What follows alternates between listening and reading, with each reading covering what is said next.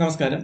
ഈ ഒരു വീഡിയോയിൽ നാം 2025 മാർച്ചിലെ ചില പ്രധാന കറണ്ട് അഫയർ ഫാക്റ്റുകളാണ് നോക്കുന്നത്. ഇപ്പോൾ PSC പരീക്ഷകളിൽ 1 മാർക്ക് ഉറപ്പുള്ള ചില മേഖലകളാണ് ഇന്ന് തിരഞ്ഞെടുത്തിട്ടുള്ളത്. ഒന്നാമത് പ്രമേയങ്ങൾ, ജ്ഞാനപീഠ പുരസ്കാരം, ഇന്ത്യ, കേരളം റിലേറ്റ് ചെയ്ത ചില ഫാക്ട്. അപ്പൊ നമുക്ക് ആദ്യം പ്രമേയങ്ങളിലേക്ക് പോവാം. പ്രമേയങ്ങളിൽ ഏറ്റവും പ്രധാനപ്പെട്ടത് മാത്രമാണ് മാർച്ചിൽ നിന്ന് ഉൾപ്പെടുത്തിയിട്ടുള്ളത്. ആദ്യം മാർച്ച് 3. നമുക്കറിയാം മാർച്ച് 3 ലോക വന്യജീവി ദിനമാണ്. 2025 പ്രമേയം വന്യജീവി സംരക്ഷണ ധനസഹായം, ജനങ്ങൾക്കും ഭൂമിക്കുമായുള്ള നിക്ഷേപം എന്നതാണ്. അപ്പോൾ വന്യജീവി സംരക്ഷണത്തിന്റെ പ്രാധാന്യം എടുത്തു പറയുന്ന ഒരു പ്രമേയമാണ് ഇത്തവണ ഉള്ളത്. അടുത്ത മാർച്ച് 8. മാർച്ച് 8 നമുക്കറിയാം അന്താരാഷ്ട്ര വനിതാ ദിനമാണ്. എന്നാൽ ഇന്ത്യയിലെ വനിതാ ദിനം എന്നാണ്, അത് ഫെബ്രുവരി 13-നാണ്. ഫെബ്രുവരി 13-നാണ് ഇന്ത്യയിലെ വനിതാ ദിനം, ദേശീയ വനിതാ ദിനം. ആരുടെ ജന്മദിനത്തിനോടനുബന്ധിച്ചാണ്? സരോജിനി നായിഡുവിന്റെ ജന്മദിനത്തിനോടനുബന്ധിച്ചാണ്.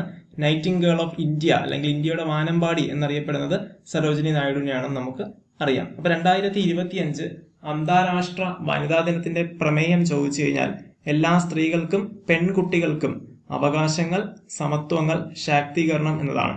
എല്ലാ സ്ത്രീകൾക്കും പെൺകുട്ടികൾക്കും അവകാശങ്ങൾ, സമത്വം, ശാക്തീകരണം. ഇംഗ്ലീഷിൽ for all women and girls rights, equality and empowerment എന്നതാണ്. 2024 കൂടി നോക്കി വെക്കണം. Invest in women, accelerate progress. സ്ത്രീകൾക്കായി നിക്ഷേപിക്കുക, പുരോഗതി ത്വരിതപ്പെടുത്തുക എന്നതാണ് 2024 പ്രമേയം. Invest in women, accelerate progress. ഇനി മാർച്ച് 15 നമുക്കറിയാം. മാർച്ച് 15 ലോക ഉപഭോക്തൃ സംരക്ഷണ ദിനമാണ്, അല്ലെങ്കിൽ ലോക ഉപഭോക്തൃ ദിനമാണ് മാർച്ച് 15.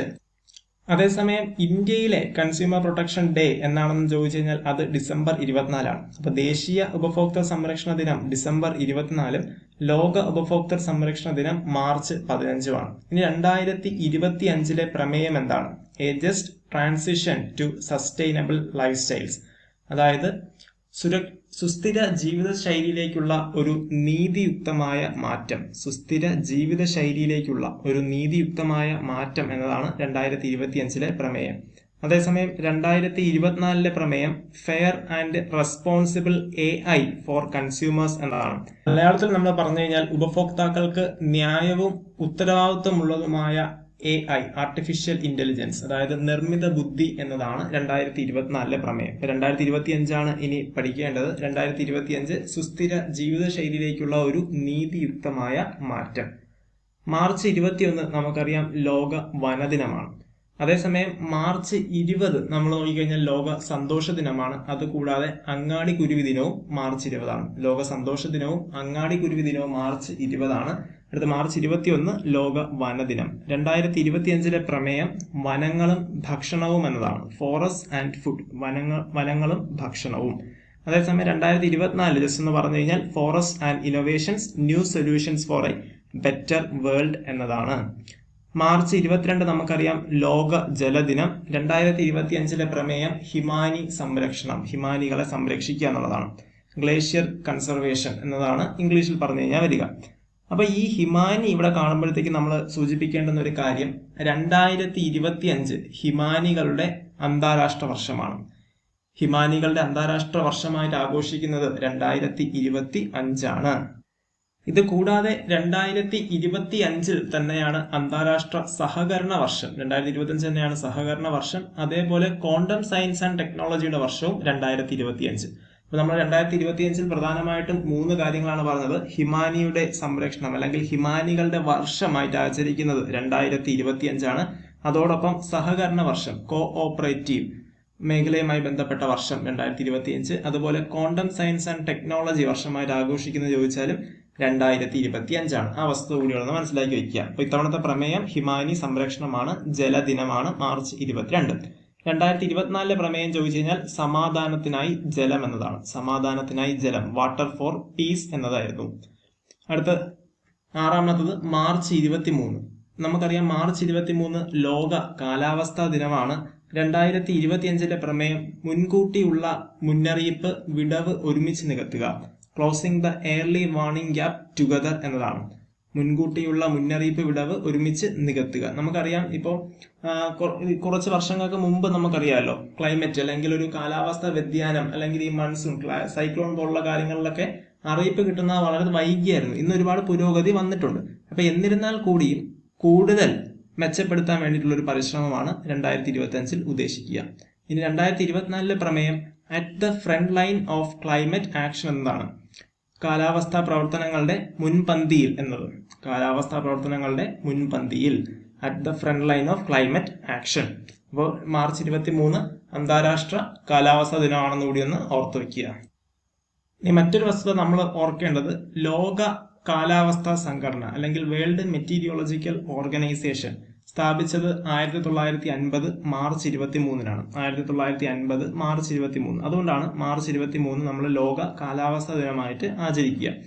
അപ്പോൾ അവിടെ 1950 വെച്ചിട്ട് 2025 ഒന്ന് കണക്ട് ചെയ്ത് നോക്കിക്കേ, 75 വർഷം പൂർത്തിയായി. അപ്പോൾ 75 വർഷം മുമ്പ് സ്ഥാപിതമായ ഒരു ഏജൻസിയാണ് വേൾഡ് മെറ്റീരിയോളജിക്കൽ ഓർഗനൈസേഷൻ.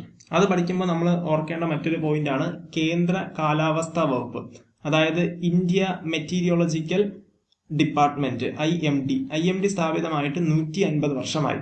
1875 ബ്രിട്ടീഷ് ഭരണകാലത്താണ് ഇന്ത്യയിൽ ആദ്യമായിട്ട് കാലാവസ്ഥാ കേന്ദ്രം പണിതെന്നുകൂടി ഒന്ന് ഓർത്തു വയ്ക്കുക. അടുത്ത 7ാമത് മാർച്ച് 24 ലോക ക്ഷയദിനം. മാർച്ച് 24 ലോക ക്ഷയദിനം. ഇത്തവണത്തെ പ്രമേയം ചോദിച്ചു കഴിഞ്ഞാൽ yes we can end TB, commit, invest, deliver. അപ്പൊ നമുക്ക് 2024 നമുക്കറിയാം yes we can end TB എന്നതായിരുന്നു 2024 പ്രമേയം. 2025 പ്രമേയം yes we can end TB, tuberculosis, commit, invest, deliver എന്നുകൂടി ഒന്ന് വികസിപ്പിച്ചിട്ടുണ്ട്. അപ്പൊ ഇതിൽ ഏറ്റവും ഇമ്പോർട്ടന്റ് ആയിട്ട് പഠിക്കേണ്ടത് TB പഠിക്കണം. ഇപ്പോഴത്തെ നിലവിലെ സാഹചര്യം വെച്ചിട്ട് ക്ലൈമറ്റ് ഡേ, കാലാവസ്ഥാ ദിനത്തിന്റെ പഠിക്കണം. അതുപോലെ ജലദിനം. പിന്നെ ഉറപ്പായിട്ട് നോക്കേണ്ടതാണ് ഒരെണ്ണം നമ്മുടെ കൺസ്യൂമർ പ്രൊട്ടക്ഷൻ ഡേയും വനിതാ ദിനവും ഒന്ന് നോക്കി വെക്കുന്നത് നല്ലതായിരിക്കും. ഈ ഒരു മേഖലയിൽ നിന്ന് എന്തായാലും PSCയിലെ സ്ഥിരമായിട്ട് ചോദ്യം വരുന്നതാണ് മാർച്ചുമായി ബന്ധപ്പെട്ട പ്രമേയങ്ങൾ. അടുത്ത നാം കാണുന്നത് 2025 പ്രഖ്യാപിച്ച ജ്ഞാനപീഠ പുരസ്കാരമാണ്. 59ാമത്തെ ജ്ഞാനപീഠ പുരസ്കാരമാണ് 2025 പ്രഖ്യാപിച്ചത്. ഇതൊരു ഹിന്ദി സാഹിത്യകാരനാണ് ലഭിച്ചത്. അദ്ദേഹത്തിന്റെ പേര് വിനോദ് കുമാർ ശുക്ല എന്നാണ്. അപ്പോൾ 59ാമത്തെ ജ്ഞാനപീഠം ലഭിച്ചത് ആർക്കെന്ന് ചോദിച്ചു കഴിഞ്ഞാൽ അത് വിനോദ് കുമാർ ശുക്ലയ്ക്കാണെന്ന് ഓർത്തു വയ്ക്കുക. വിനോദ് കുമാർ ശുക്ല, ഇദ്ദേഹം ഒരു ഹിന്ദി സാഹിത്യകാരനാണ്. ഇനി എത്രാമത്തെ ഹിന്ദി സാഹിത്യകാരനാണ് ഈ പുരസ്കാരം കിട്ടുന്നതെന്ന് ചോദിച്ചു കഴിഞ്ഞാൽ 12ാമത്തെ ഹിന്ദി സാഹിത്യകാരനാണ്. അപ്പോൾ ഈ പുരസ്കാരം നേടുന്ന 12ാമത്തെ ഹിന്ദി സാഹിത്യകാരനാണ് വിനോദ് കുമാർ ശുക്ല. 11 ലക്ഷം രൂപയും ഒരു ഫലകവും അടങ്ങുന്നതാണ് സമ്മാനം. 11 ലക്ഷം രൂപയും ഒരു ഫലകവും അടങ്ങുന്നതാണ് സമ്മാനം. ഇനി ഇദ്ദേഹത്തിന് കേരളവുമായിട്ടൊരു ബന്ധമുണ്ട്. 2020 മാതൃഭൂമി സാഹിത്യ പുരസ്കാരം നേടിയിട്ടുണ്ട് ഇദ്ദേഹം. 2020 മാതൃഭൂമി സാഹിത്യ പുരസ്കാരം നേടിയിട്ടുണ്ട്. അദ്ദേഹത്തിന്റെ ആ കൃതിയാണ് blue is like blue. Blue is like blue എന്ന കൃതിക്കാണ് സമ്മാനം കിട്ടിയതെന്ന് കൂടി ഒന്ന് മനസ്സിലാക്കി വെക്കുക. അപ്പോൾ 58ാമത്തെ ജ്ഞാനപീഠ പുരസ്കാരം നേടിയത് 2 പേരാണ്, ഗുൽസാറും രാമഭദ്രാചാര്യ. ഇതിൽ ഗുൽസാറിന്റെ യഥാർത്ഥ പേര് സംബൂരാൻ സിംഗ് കാൽറ എന്നാണ്. ഇദ്ദേഹം ഒരു ഉറുദു പോയിട്ടാണെന്നും പണ്ട് പഠിച്ചിട്ടുണ്ട്. അതേപോലെ രാമഭദ്രാചാര്യ, ഇദ്ദേഹം സംസ്കൃതം, ഹിന്ദി തുടങ്ങിയ പല ഭാഷകളിലും കൃതികൾ, പോയങ്ങൾ രചിച്ചിട്ടുണ്ടെന്ന് കൂടി ഒന്ന് മനസ്സിലാക്കി വെക്കുക. അപ്പൊ 58ാമത്തെ ജ്ഞാനപീഠം 2 പേർക്കാണ്, ഗുൽസാറും രാമഭദ്രാചാര്യ. 57ാമത്തെ ജ്ഞാനപീഠം ലഭിച്ചത് ദാമോദർ മൗസോയാണ്. ദാമോദർ മൗസോ, അദ്ദേഹം ഒരു കൊങ്കണി പോയറ്റാണ്. ആദ്യത്തെ ജ്ഞാനപീഠ പുരസ്കാരം സമർപ്പിച്ചത് 1965 മലയാളിയായ G ശങ്കരക്കുറുപ്പാണ് അത് നേടിയതെന്നും നമ്മൾ പഠിച്ചിട്ടുണ്ട്. അടുത്തിട്ട് നമ്മൾ നോക്കുന്നത് ഇന്ത്യയുമായി ബന്ധപ്പെട്ട ചില വസ്തുതകളാണ്. അതിലാദ്യം പാർലമെന്റ് MPമാരുടെ പുതുക്കിയ ശമ്പളം 1,24,000 രൂപയാണ്. അപ്പൊ നിലവിൽ MPമാരുടെ പുതുക്കിയ ശമ്പളം എത്രയാണെന്ന് ചോദിച്ചു കഴിഞ്ഞാൽ അത് 1,24,000 രൂപയാണ്. അങ്ങനെയെങ്കിൽ ഇന്ത്യൻ രാഷ്ട്രപതിയുടെ ശമ്പളം 5 ലക്ഷം രൂപയും ഉപരാഷ്ട്രപതിയുടെ ശമ്പളം 4 ലക്ഷം രൂപയുമാണ്. സുപ്രീം കോടതി ചീഫ് ജസ്റ്റിസിന്റെ ശമ്പളം 2,80,000 രൂപ. സുപ്രീം കോടതി ജഡ്ജിമാരുടെ ശമ്പളം 2,50,000 രൂപയാണ്. ഹൈക്കോടതി ചീഫ് ജസ്റ്റിസിന്റെ ശമ്പളം ചോദിച്ചാലും 2,50,000 രൂപയാണ്. എന്നാൽ ഹൈക്കോടതി ജഡ്ജിമാരുടെ ശമ്പളമാണ് ചോദിക്കുന്നതെങ്കിൽ അത് 2,25,000 രൂപയാണ്. ആ വസ്തുത കൂടി ഒന്ന് ശമ്പളവുമായി ബന്ധപ്പെട്ട കാര്യത്തിൽ ഒന്ന് മനസ്സിലാക്കി വെക്കുക. ഇനി ഈയിടയ്ക്ക് നടന്ന പുതിയൊരു അപ്പോയിന്റ്മെന്റ് ആണ്.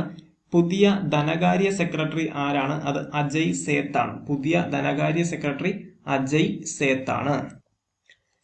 സെബിയുടെ മേധാവിയായിട്ട് തുഹിൻ കാന്ത പാണ്ഡെ മാറിയ ഒഴിവിലാണ് ഇപ്പോൾ നിലവിൽ അജയ് സേത്ത് ധനകാര്യ സെക്രട്ടറി ആയത്. ഇനി ആരാണ് TV സോമനാഥ്? നമുക്കറിയാം ഇദ്ദേഹമാണ് ഇന്ത്യയിലെ നിലവിലെ ക്യാബിനറ്റ് സെക്രട്ടറി TV സോമനാഥ് ആണ്. അതേസമയം വിദേശകാര്യ സെക്രട്ടറി ചോദിച്ചു കഴിഞ്ഞാൽ വിക്രം മിശ്രി. ആ വസ്തുത കൂടി ഒന്ന് മനസ്സിലാക്കി വെക്കുന്നത് നല്ലതായിരിക്കും. അടുത്ത, രാജ്യത്ത് ഏറ്റവും കൂടുതൽ വനിതാ MLA-മാരുള്ള സംസ്ഥാനം ഏതാണ്? ഛത്തീസ്ഗഡ്. ഇത് PSC 1 മാർക്ക് ചോദ്യമാണ്. അപ്പൊ രാജ്യത്ത് ഏറ്റവും കൂടുതൽ വനിതാ MLA-മാരുള്ളത് ഛത്തീസ്ഗഡ് ആണ്. 21% വനിതാ MLA-മാര് അവിടെയുണ്ട്. ഇനി രാജ്യത്ത് ആകെ എത്ര ശതമാനം വനിതാ MLA-മാരുണ്ടെന്ന് ചോദിച്ചു കഴിഞ്ഞാൽ ഇപ്പോൾ നിലവിലെ സാഹചര്യത്തിൽ 10%. ഇനി ഒരു നാവിക അഭ്യാസമാണ് വരുണ 2025.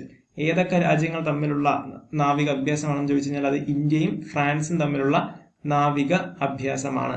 ഫ്രാൻസിന്റെ നിലവിലെ പ്രസിഡന്റാണ് ഇമ്മാനുവൽ മാക്രോൺ എന്നുകൂടി ഒന്ന് മനസ്സിലാക്കി വെക്കുക. ഇനി നിയമസഭയിൽ ആംഗ്യഭാഷ നടപ്പിലാക്കുന്ന ആദ്യ സ്റ്റേറ്റ് ചോദിച്ചു കഴിഞ്ഞാൽ അത് പഞ്ചാബിലാണ് നിയമസഭയിൽ ആദ്യമായിട്ട് സൈൻ ലാംഗ്വേജ് ആംഗ്യഭാഷ അവതരിപ്പിക്കുന്ന ആദ്യ സ്റ്റേറ്റ്. അടുത്തിനി കേരളവുമായി ബന്ധപ്പെട്ട ചില ഫാക്റ്റാണ് നോക്കുന്നത്. ഇന്ത്യയിൽ ആദ്യമായി വയോജന കമ്മീഷൻ രൂപീകരിക്കാൻ ബില്ല് പാസാക്കിയ സംസ്ഥാനം ചോദിച്ചു കഴിഞ്ഞാൽ അത് കേരളമാണ്. ഇന്ത്യയിൽ ആദ്യമായിട്ട് വയോജന കമ്മീഷൻ രൂപീകരിക്കാൻ ബില്ല് പാസാക്കിയത് കേരളത്തിലാണ്. 2025 മാർച്ച് 19 ഈ ബില്ല് കേരള നിയമസഭ പാസാക്കിയത്. അടുത്ത, സ്വകാര്യ സർവകലാശാല ബില്ല് കേരള നിയമസഭ പാസാക്കിയത് 2025 മാർച്ച് 25. ഇത് പഠിക്കാൻ എളുപ്പമുണ്ട്.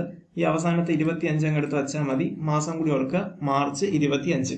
അപ്പൊ എന്തായാലും സർവകലാശാല ആരംഭിക്കുന്നുണ്ടെങ്കിൽ ജൂണിന് മുമ്പ് ഇത് പാസ്സാക്കണമല്ലോ. ആ രീതിയിൽ ഒന്ന് കണക്ട് ചെയ്ത് വെക്കുക. മാർച്ചിലാണ് ഇത് പാസ്സാക്കി എടുത്തത്. അടുത്ത് നമ്മൾ നോക്കേണ്ടത് വനം വകുപ്പിന്റെ സർപ്പ ആപ്പ് ബ്രാൻഡ് അംബാസഡർ ആരാണ്? ടൊവിനോ തോമസ്. സിനിമാ നടനായ ടൊവിനോ തോമസ് ആണ് സർപ്പ ആപ്പ്. ഇത് ഈ സർപ്പങ്ങളെ ട്രേസ് ചെയ്യാനും അതുമായിട്ട് ബന്ധപ്പെട്ട ചില കാര്യങ്ങളിലുള്ള ഒരു ആപ്പാണ് സർപ്പ ആപ്പ്.